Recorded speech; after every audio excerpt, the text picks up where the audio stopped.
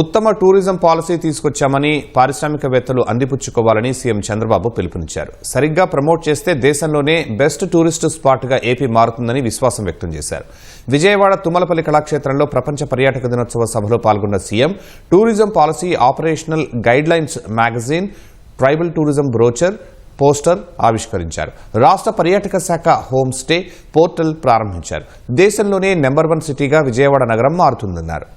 రాయలసీమలో temple tourism అభివృద్ధి చేస్తున్నట్లు తెలిపారు. టూరిజాన్ని ఇండస్ట్రీ స్టేటస్ ఇచ్చాం. It is a game changer.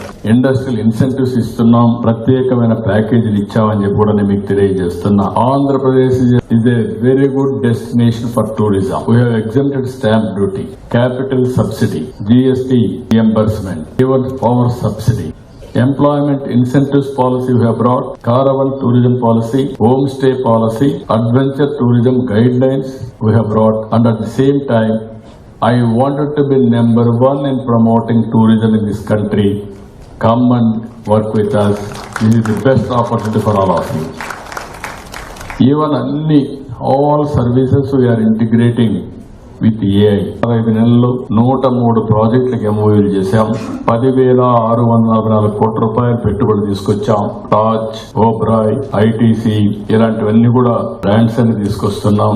నేను చాలా స్పష్టంగా వాళ్ళు చెప్పాను, 50,000 రూములు ఆంధ్రప్రదేశ్ లో ఉండాలి. అది 3 స్టార్ కానీ, 4 స్టార్ కానీ, 5 స్టార్ కానీ మినిమం 50,000 రూములు ఉండాల్సిన అవసరం ఉంది. కనీసం ఒక 10,000 home stays Araku valley, Paderu, Konaseema, Visakhapatnam, Tirupati, Rayalaseema మొత్తం కూడా one of the most beautiful home stays ఉన్నాయి. అవన్నీ మనం ఉపయోగించుకోగలిగితే బ్రహ్మాండంగా ముందుకు పోయే పరిస్థితి వస్తుంది.